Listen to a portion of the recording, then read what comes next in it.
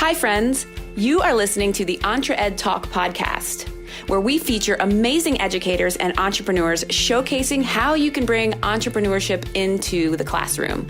We believe entrepreneurship is for everyone. I am your host, Toy Hirschman, and I am so glad you chose to join me on this journey. Let's go.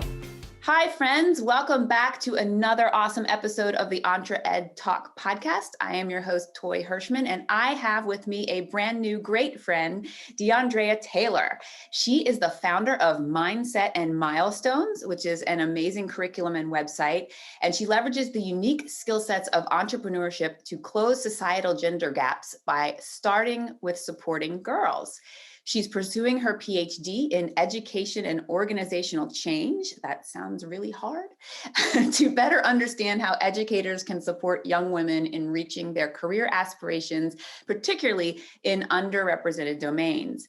She has interviewed, worked with, and learned from over 100 entrepreneurs.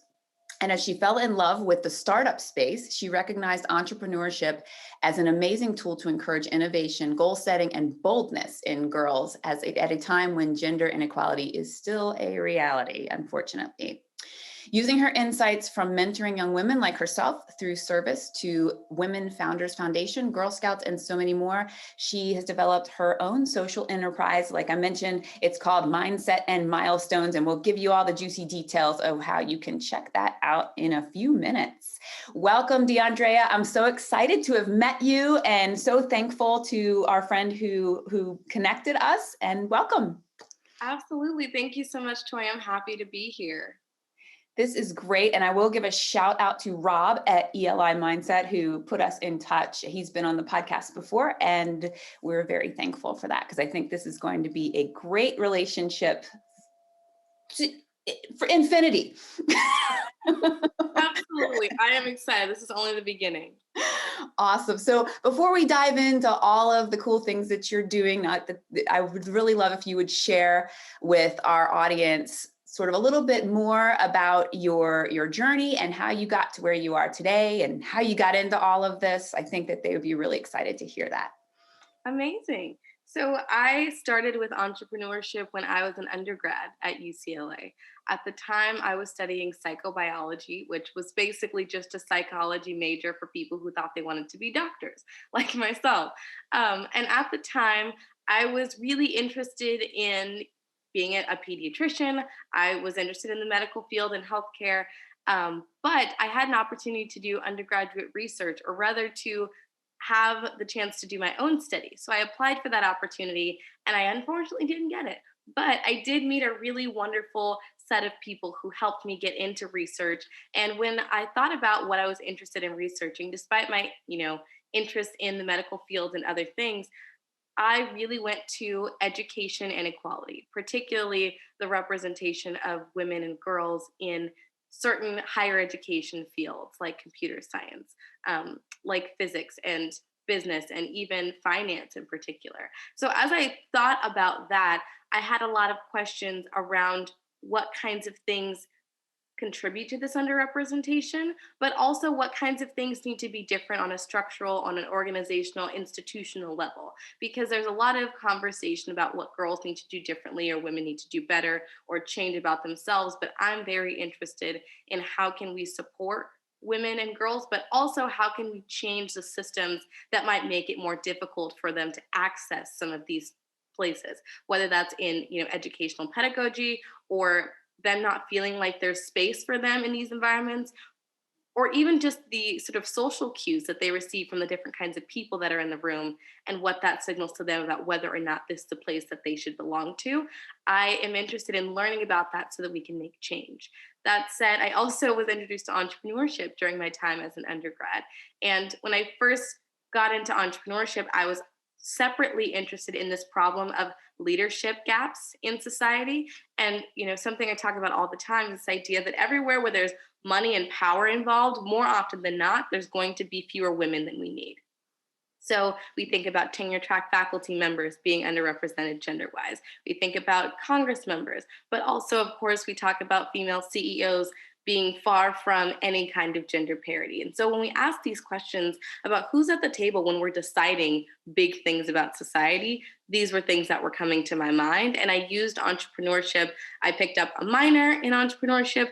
I had internships with startup companies with, organizations or nonprofits that were just finding their way, and really trying to give myself some experience with what it looks like to be an early part of something foundational and trying to figure out how to build it. Some of those went well, some of those did not, but all of the things I learned from those experiences allowed me to put together a curriculum that, one, would be effective in teaching girls the skill sets that entrepreneurship and entrepreneurial mindset have to offer, but also giving them an opportunity to have exposure to fields that they might not have felt they were ready for, or that might not have been for them. So that's sort of the long and short of when it happened, and a little bit of the why, but we can get into more of that as well.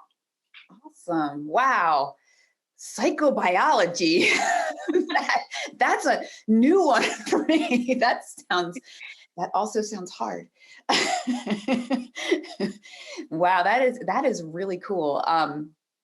I love that it seems like the coolest things that happen is when people stumble into things. And because I think that's where you find your passion and your drive. But I love this idea of empowering women and girls.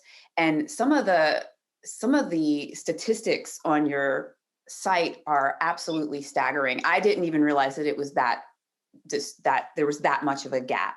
It was like 6% of CEOs or something like that. Yeah. I mean, Up one. We're about 7% now. Like, oh, well, yay. It's in the right direction. But that, that's really staggering to me because, and even in some place that even in Congress, it was like 24%, which is a lot more than 7, but it's still, that's still not great. But I love that you're doing that and you're trying to bring that to girls. Something else that really blew my mind on your site was the statistic about even young women who have a 4.0 average don't feel empowered or confident enough or self-efficacious enough to pursue their dream career or field. And that one kind of got me in the gut because I'm like, that's me. That's me 100%. When I got out of school, I did well. I went to college, I did well. I went to grad school, I did well. And even now, I have a 4.0 and hopefully I'm getting ready to graduate soon with my doctorate. And I'm still kind of like, did I phone it in? There's still that little, more of me doesn't feel that way, but there's still that little nagging thing. I wonder if you could talk to that and how some of those social cues and things that you mentioned happen for young women and how we really need to change that narrative and just that feeling that we kind of have as a group of people.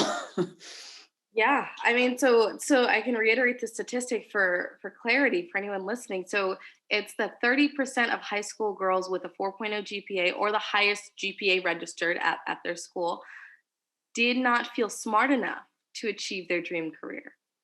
And so when we think about what it means in traditional education to be successful, it means to get A's. It means to do exactly what is expected of you. And so we often find, and this is also replicated in research, that you see that girls who are very highly sort of overachievers have a lot of difficulty sometimes with creativity or working within parameters that are not very defined and set because their goal at this point is to get everything right. And there's another founder, the founder of Girls Who Code. Her name is Rashma Saujani, for those of you who haven't heard of her. She has a wonderful TED Talk called Brave Not Perfect.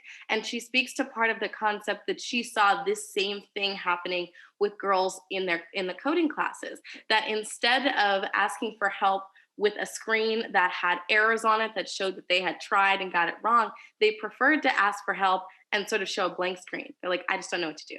I haven't started, or what have you, because it was better to do nothing than it was to be wrong. And I think that thinking about this not from a deficit framing of girls, but more so from the ways that we tell girls they're supposed to be. This starts very early, right? If you fall on the ground, don't do that again. It's not that you get up and try again. It's that was too much for you, or that you should probably avoid things that lead in this kind of outcome. And so, we repeat that with the monkey bars, right? They fall off the monkey bars. Don't do that again. That's dangerous.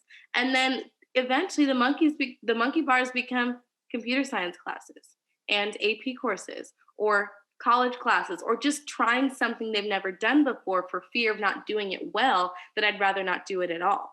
And I think that entrepreneurship is a way to start to untrain some of that thinking, because it's really difficult to undo. It's a lot of folks in sort of, psychology and sociology that think about this as like a good girl complex.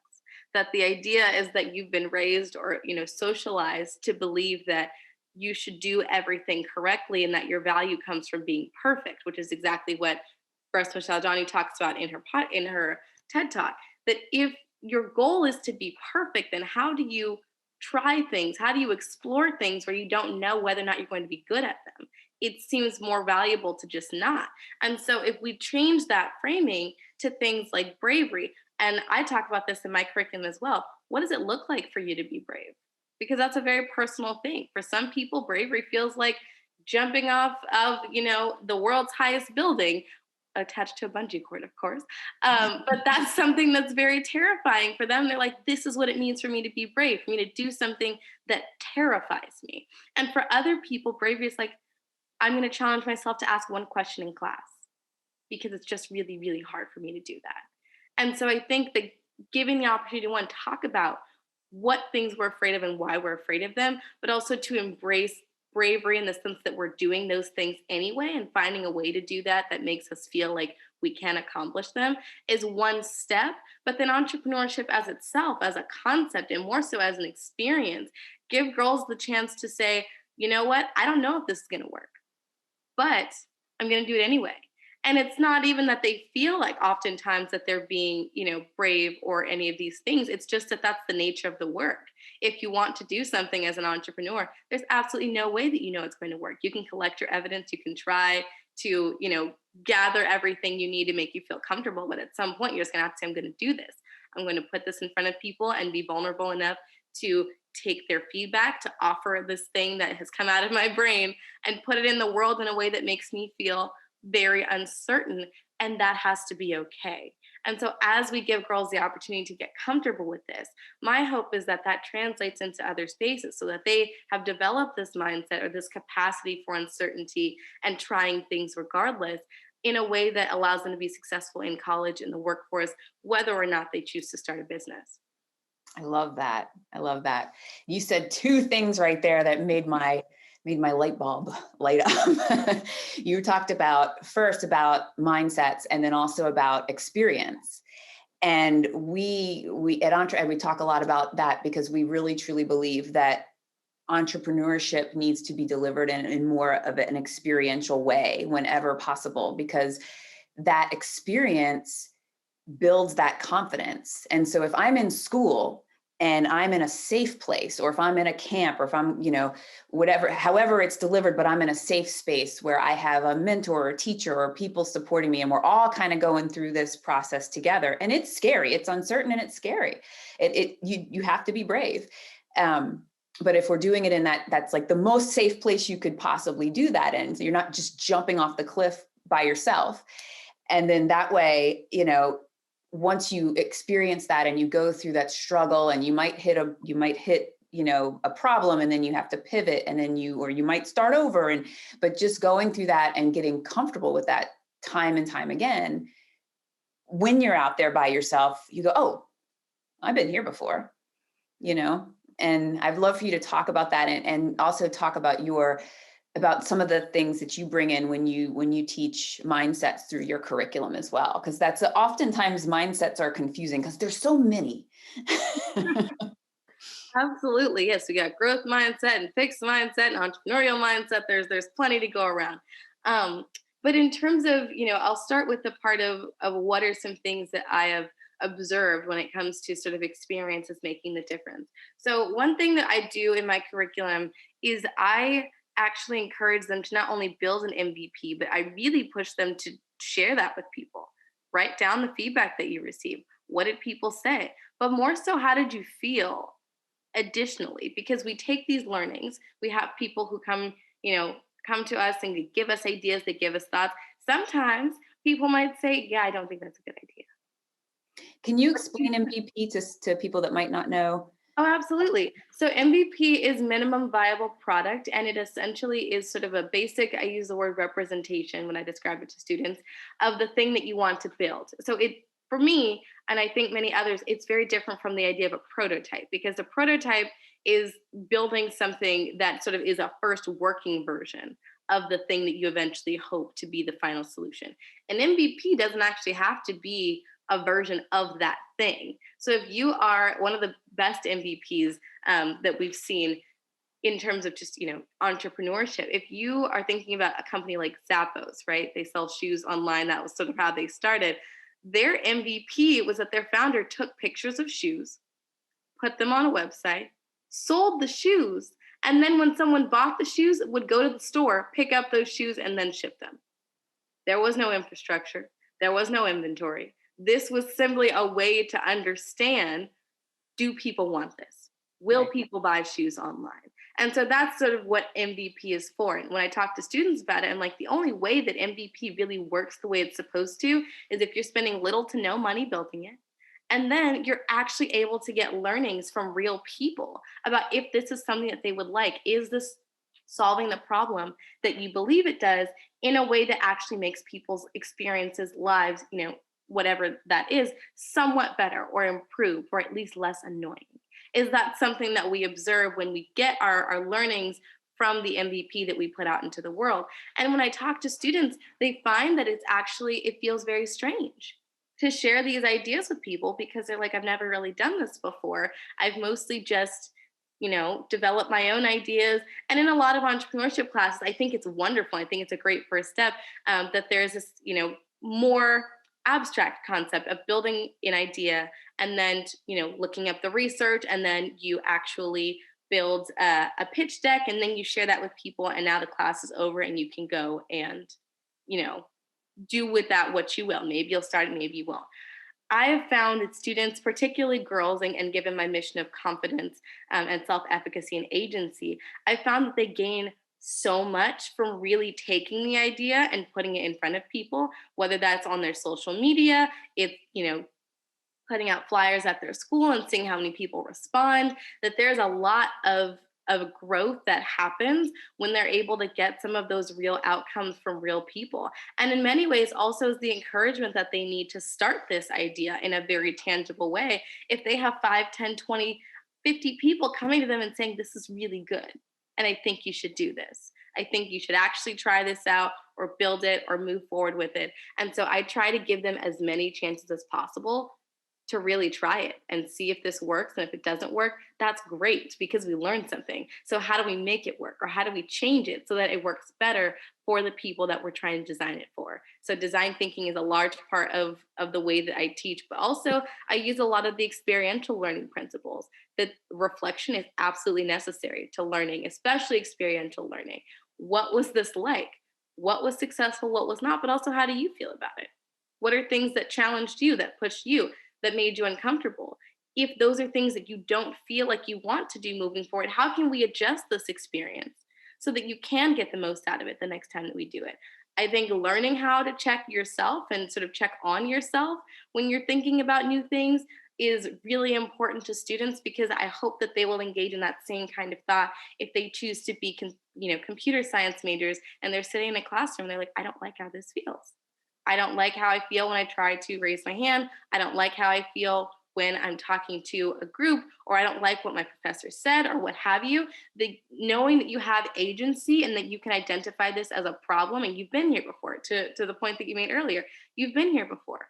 How do we evaluate the situation and then figure out a solution that works for me? So I think those are the things that I find most important to making these skills translatable as a mindset. Not just that you know what to do when you have that idea, but also that you know what to do when you come across a problem that's making you feel like you can't be your best self, or that you can't put your best foot forward, that there is a way to adjust, that there are things that we can do, and we have to try all of them before we choose to leave, especially if this is what we want, we know it's what we want.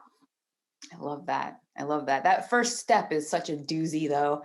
When you, making that first presentation and being vulnerable for the first time, really, especially from a young woman who's been the good girl syndrome type of young woman, where, that's a real hard step. And so but it's so important to lean into that, because if this is what you want ultimately, to have your own company, or just if you want to work for somebody else and be able to be really, really present and really a big part of that organization, you have to do those things that are really uncomfortable. And again, if you have those experiences, then when the next time you come up on a challenge, that you're going to be able to face it and go. And I love what you talk about being present with yourself and checking on yourself, because that's something that we don't learn in school, about how to say, why is this making me feel super uncomfortable?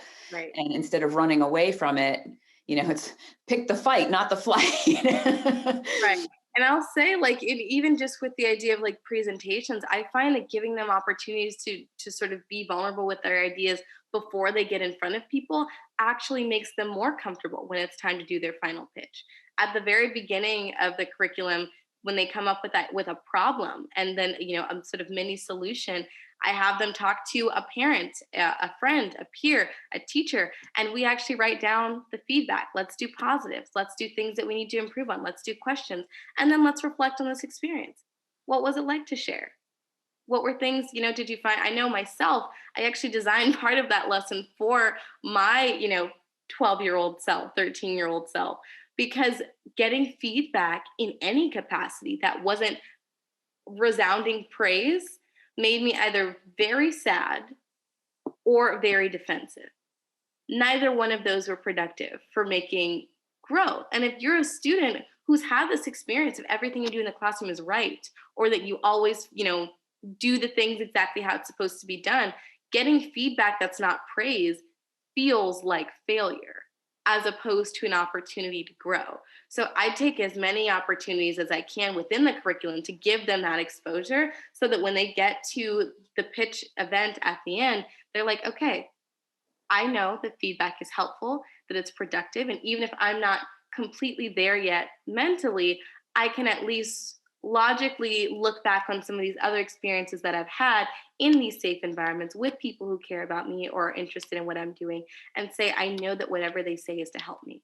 So how do I go into with the framing of, I don't need to do this pitch right, because there is no right. What I need to do is communicate my ideas as clearly as possible so that people can give me the best possible feedback.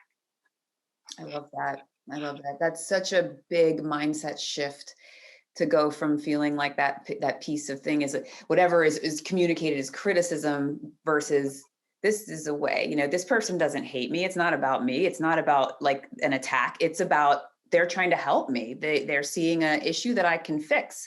And that's a hard shift sometimes, especially for young women that are, they've never really had that whole lot of those experiences, because it's just like, I'm going to be quiet, put my head down and do all the things that they say. And so that's a tough one. I remember the first time that happened to me, and I still have that little gut check every time. If I give a speech and somebody says, oh, that was really good, except da, da, da, da, da, and I have to tell myself in my head, like, I feel like I'm standing in my head talking to myself going, that wasn't a criticism. You forgot the whole first part where they said, this was good. You're just gonna focus on that one thing that was, so that's a huge mindset shift. And that alone could make amazing changes for the way that a person feels about herself. And it's really neat that you give them that experience early on. We love the design-based thinking process too, but that experience early on for them to communicate their ideas with an audience and gain some of that feedback. I actually did an exercise with ELI mindset one time, and I just thought I had the coolest idea for a product, and my audience knows what I'm talking about. but turns out once I went to strangers in town and asked them about this product, and they all had the same problem I did. I'm just going to say it. It's this idea for like the lotion pump bottle where the lotion, the last inch doesn't come out. so frustrating. Very. And then you have to take it apart and it makes a huge mess. So I just thought that everyone in the world has this problem, which many people do. But what I found out from customer feedback was that they don't really care about it as much as I do. So that was a big eye opener that I just thought, no, this is driving everyone nuts and a solution must be found. But most people are like, yeah, I just throw it away. So That's a positive experience. yeah, it was. And I think that's the part that sometimes we miss, or that it's hard to get, because every piece of learning, this is something I've learned from research and also from entrepreneurship, everything we learn is useful. Whether we learn that study, that, that question that we had, the results were actually not significant, that this is not something that, we observed or that was a thing, that is learning. And this, in some ways, like, what if you had gone out and you're like, you know what, I know that this is a problem. I don't need to ask people. I'm going to go start building that prototype. And then you waste money, you waste time, you waste energy on something that people really don't, people express that they don't need. And so learning that and having that experience, being like, wow, I'm so glad I just saved my time, is excellent. And it's something I've observed as well from a lot of the entrepreneurs that I spoke to. One woman was working on this project. She was her and her team were making something out of a particular kind of wood. It was great. Whatever they designed was, wonderful, but she's like, it wouldn't sell. Nobody would buy it. We did this for months, went to different places, tried to sell it, and it wasn't happening. And then one brave soul somewhere said, I don't want to be mean to you. She's like, please give me the information because apparently I'm missing something. He said, nobody's going to buy it in that color. If you had put it in one of these two colors, because these are the ones that are specific to our industry, I would put it on my truck and take it to my shop right now. The color, it's not going to allow you to sell. After that, switch the color, sales were great.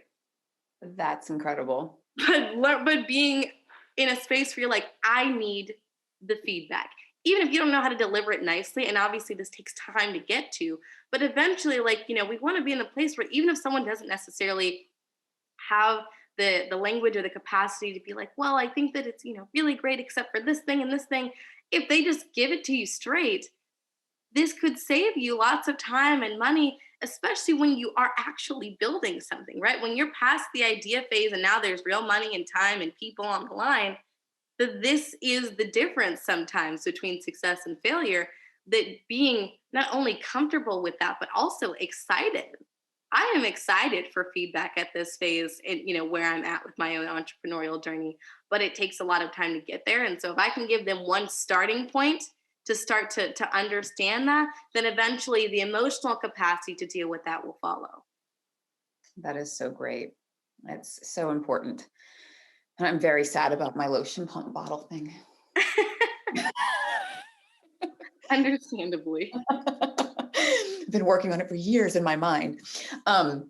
So talk more about mindset and milestones and kind of the curriculum and your framework, because it's really well done. It's really beautiful. And I love the process and all of your different domains. Could you share a little bit about that with our audience? Yeah, absolutely. So Mindset and Milestones is that we've shared as a curriculum that is geared towards teachers at this point, and focused on the learning of girls in entrepreneurial mindsets, but also developing entrepreneurial ideas that hopefully they can choose to pursue and gain some experiences of their own.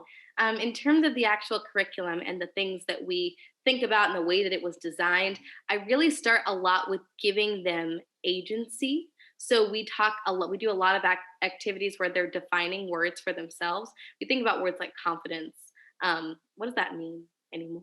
People say it all the time. And at some point, it kind of loses its punch, because what does it actually look like? So that's one of the first things that we do is we talk about, what did these words that sort of float around, like, what does that look like for you?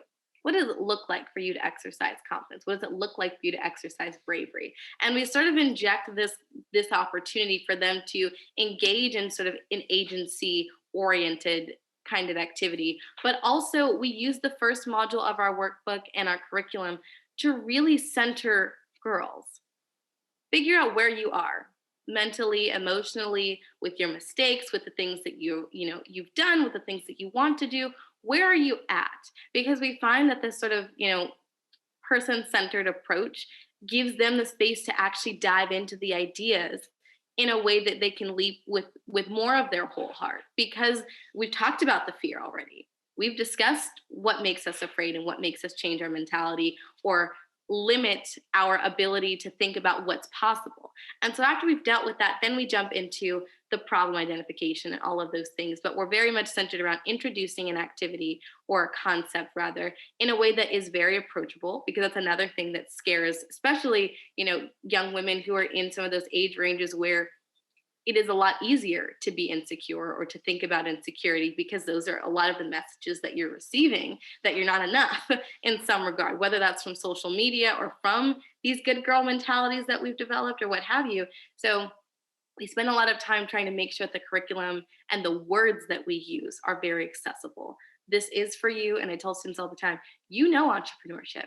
You might not know that you know it, and you might not have the language, but these concepts of, do people want it or not, and supply and demand, they're very natural in a lot of ways. So how do we give you language that allows you to push with that? So we give the vocabulary and we, do some of those things, but our main piece of focus is giving them the chance to exercise it. So all of our activities and the way that we approach curriculum is very student driven. Like, what can we give you to inspire innovation, to inspire identification of problems, to inspire ideas? And then how can we support you as we do that, are the focus. And so all of our activities center towards their experiences and what they'd like to pursue, and actually building out an idea in a very scaffolded way. And after every section that we encourage reflection and have very pointed questions about what kinds of things we want them to explore mentally, emotionally, as they reflect on this experience. What was it like being vulnerable, like we talked about? What's your relationship with money? How do you feel about finance? That's one that I'd love to extend on in the future, because I've had so many students come to me and say that they want to have nonprofits because there is a discomfort with making money, or that there's still the stigma around money being greedy. And so I try very hard to help students understand why the cycle of money and moving money in different places and money changing hands, and that it's not bad. It's not a bad thing for them to have some of their own, because they can do more with that. They can do more for themselves. They can do more for their families, but they can also do more for the world if they have control over how they spend it. So even if they have nonprofit ideas, I always encourage them to think about, what does it look like to have earned revenue? Earned revenue is money that you bring in through something that you offer, whether that is a service or a product, or just an opportunity for other people to support people. How do you make it so you can bring in your own revenue? Because if you control your own money, this is true in business and also in life. If you control your own money, you control your next steps. You control what you do with that money. You control the purpose and mission for that money.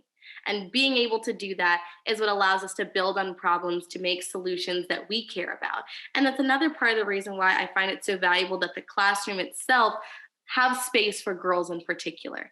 I've had students who, in co-ed classrooms who I've talked to before, and think about it, like being a 14-year-old girl and you have an idea for a period product that would make it easier for tweens or teens who don't have regular, cycles or have discomfort or what have you, that's a real problem and has a lot of different, very complex, aspects that they might not feel comfortable exploring in a room that has, if not an equal amount, more than likely more boys in that space.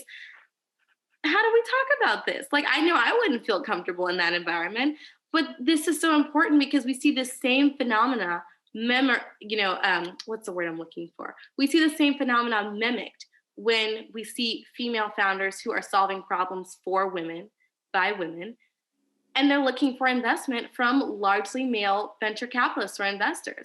I have done some of those pitches before in some of the startups that I've worked with, and truly had, some of the VCs look and go, well, I'll ask my wife, but I don't know about this. I don't get this. Yeah, you're right. That is so uncomfortable. I have a funny story. We used to be an engineer back in the day, and I went to Playtex. I did some fiber optic stuff, and there was they had their plant, like their manufacturing facility, needed some help. And I remember going in there and seeing all of the feminine products everywhere, all over the offices and stuff, and all the engineers in their department. And they were mostly men. And I got this like, whoa, how does that even happen? Like, and I kind of was like, all these guys are designing, But yeah, you're right. I like being a teenage girl. I wouldn't. That would be a tough one. But but I also think about the solutions we lose out on when they don't have the opportunity to explore these things. Because I tell them all the time, your perspective is valuable. And I don't say that because it's the right thing to say or because it's nice. I say it because there is money in knowing what people in your demographic, in the situation that you're in, there's money and there's impact in knowing what those problems look like so that you can develop a solution that actually fits the pain points that we actually see, not ones that we think might be logical or ones we assume to be the problem, but the pain points that actually exist. You have unique perspective. That's why Gen Z, I know a ton of folks who are making a lot of money getting advertising and marketing deals from bigger, older companies trying to reach young people because it's too hard. It's too hard to do it when you don't have the perspective. So I try very hard to convince them very early on that the space that we're in, what you're coming up with right now, this is real value. That you having perspective and experience, a background, growing up in this generation, all of these things are valuable insights that are going to allow you to create things or see problems that other people don't see. Use that. And if we can't give them the space to use that because there are other factors in the environment that's making that difficult, then how do we access it? How do we unlock it? Yeah, that's so true. And I'm glad you mentioned finance because we run up against that all the time. It's such a difficult area with young people. And I've heard that before where it's like, we are uncomfortable, making money. That doesn't seem right. You're not supposed, but like you said, you can't have impact if you don't make money. And you have to also, whatever gift you have or whatever you're putting out into the world, you have to live also and also buy groceries. And, so you have to consider all of those things. And I love that so many young folks are thinking that way at the same time as they just need to broaden their mindset, I guess, a little bit in that regard.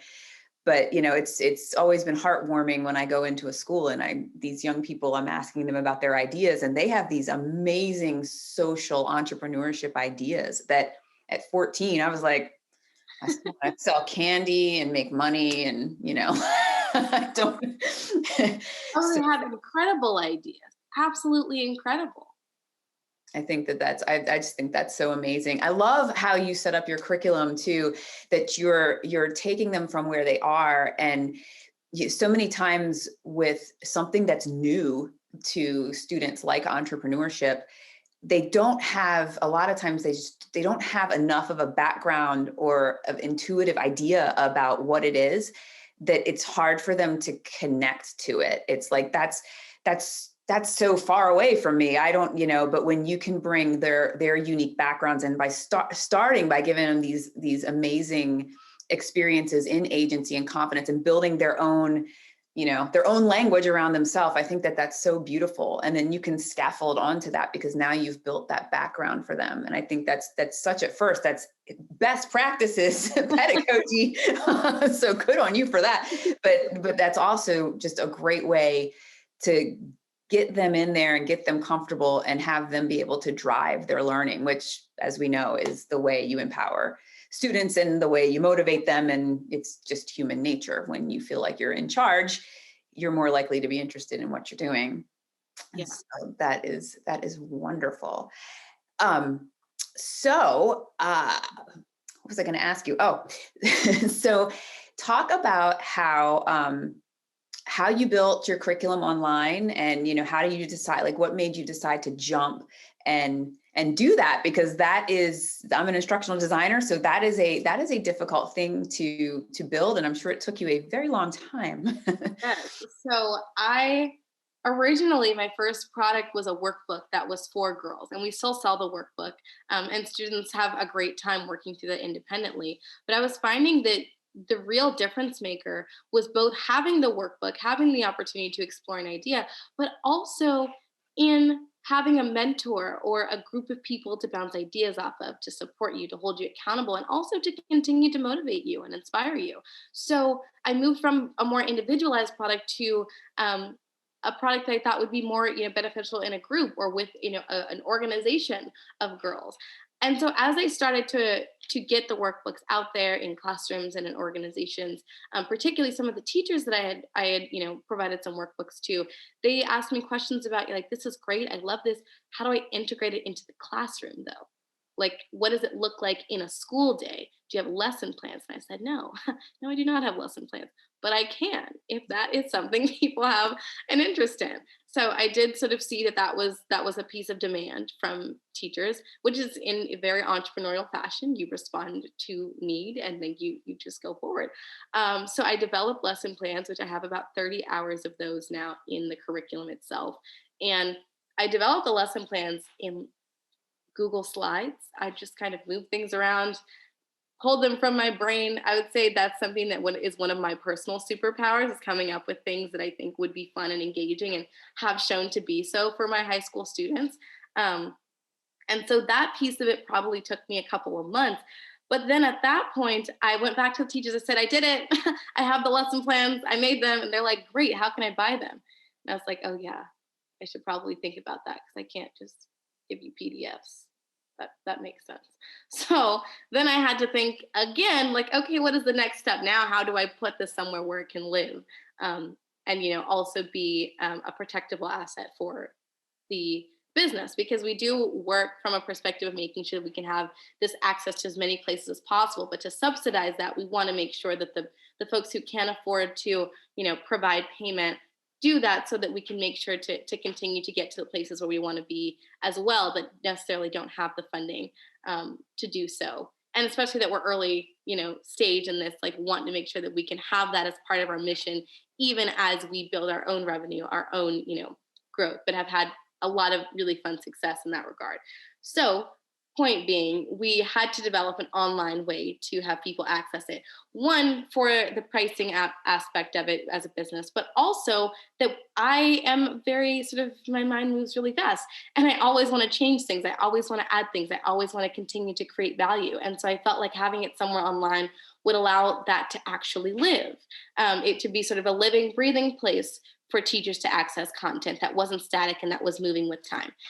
I found an instructional designer who was focused on designing online-based curriculum opportunities. I interviewed lots of different people to help me out with this.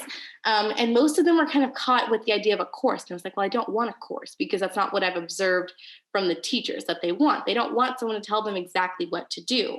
They want content that they can come back to and use in a way that feels comfortable for them. And so I really designed it.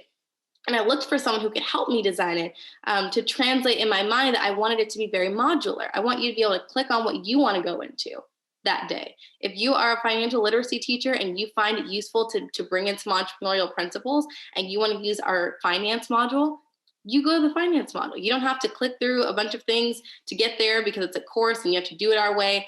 This is a resource for you to be able to use. And so I found someone who could help me bring that vision to life. We did some searching about like what kinds of online platforms worked best. And we actually ended up using WordPress to make this happen, with some other like fun integrations. But it was really designed around how do we make this fun? How do we also make this sort of a combined like slide deck for teachers? So it's not just the curriculum, but you can also use it as a slide deck to display to students. So it cuts even more time out of your routine in terms of what you have to develop. And as someone who also teaches entrepreneurship, I know that that was a big pain point for me. How do I make this easier? That I don't have to think as hard about my lessons, and really sort of keep this as, as turnkey as humanly possible. So those were all the things that we thought about as a design. And then it really came down to finding someone who could take the things in my head and put them in a way that made sense with it. Also was visually very fun and interactive and aesthetically interesting and appealing to look at.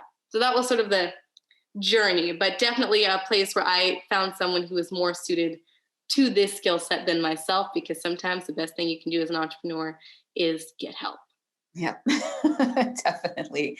I love that you did that. You hit like all the bells are going off, because that's such an important point that, teachers are so bombarded with so many things. I mean, it's like, I can't add one more thing. So what you're doing in effect is, not only are you giving them control over what they decide to use, because they don't have to follow this, new curriculum outline the way that a lot of curriculum is set up, where it's, you do number one and then you do number two and then but you're giving them the opportunity to kind of pick and choose and make the most sense for them in their classroom with their unique needs.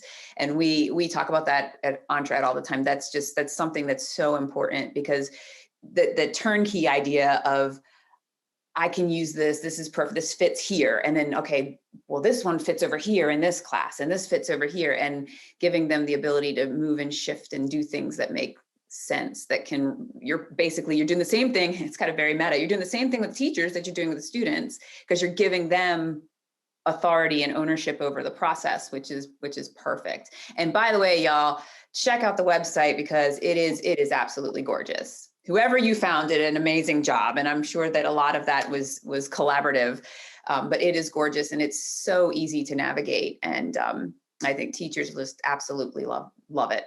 Love it. It's very well done, and love to talk to you about potentially collaborating, and maybe we can share some of your resources with our membership and stuff, because that would be, I'm sure they would love to see that. Yeah, I actually have a free downloads page on the website. So folks who are interested in kind of checking out some of the things that we're doing, and some of the content as well, I particularly recommend our activity book. It's about 40 pages. So just go crazy, have fun with it, show it to students, give it to them. You can use it as workbook pages, whatever is useful to you. But it is a really, I would say, robust introduction to the way that we do curriculum.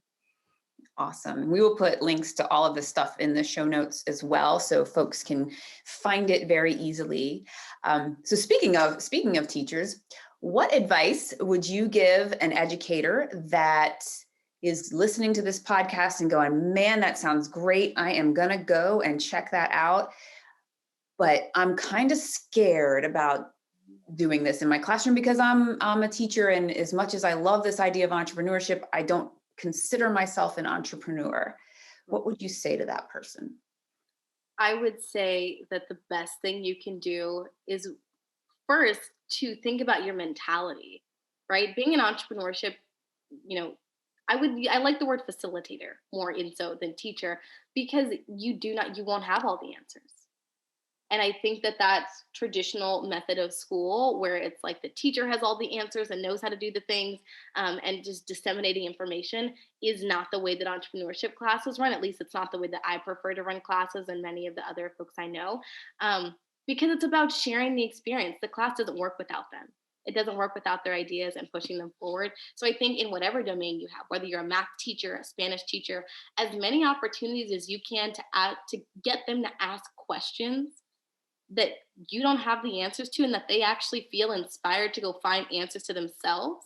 That is how you get inspired learners who have their own interests, who have their own passions, and actually feel like they have the agency to find answers to those questions. That just because the teacher doesn't have the answer doesn't mean this is unfounded knowledge and it's not there.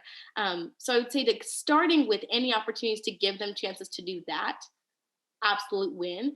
Now, on the front of being an entrepreneur, if you wanted to give students entrepreneurial experiences, or maybe wanted to add that to your course load or an after school club or something like that, you can also find support anywhere. There's tons of things online. We also have our free activities, but the best thing for you to do is to really just give them space and let's talk about it.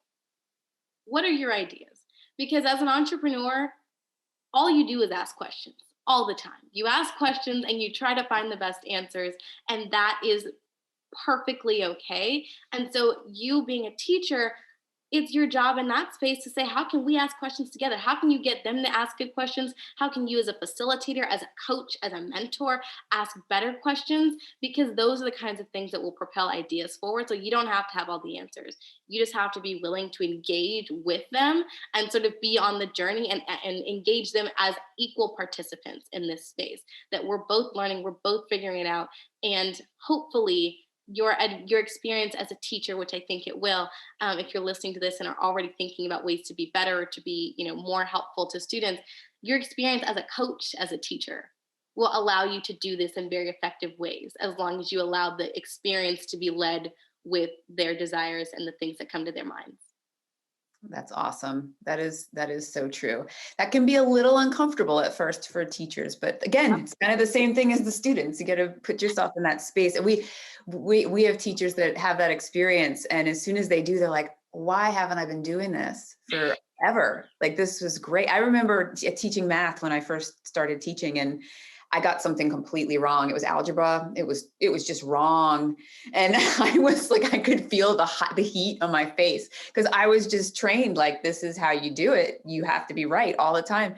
And I remember some brave young soul telling me that I was wrong. And I immediately like calmed down and went, yeah, that was really dumb. But so glad that you figured that out. And let's talk about what I did. And that changed the whole game for me, that one instance. And but it's so true that, like, you don't have to be perfect, but sometimes in a lot of the pedagogy courses, they kind of push you in that direction. And so that's a hard mold to break out of and go, I don't know how to make the next, the belt with a grappling hook on it that's going to sell them. I don't know, but let's figure it out together. And that's such a great way to be as a teacher, because it makes everything way more fun and interesting too.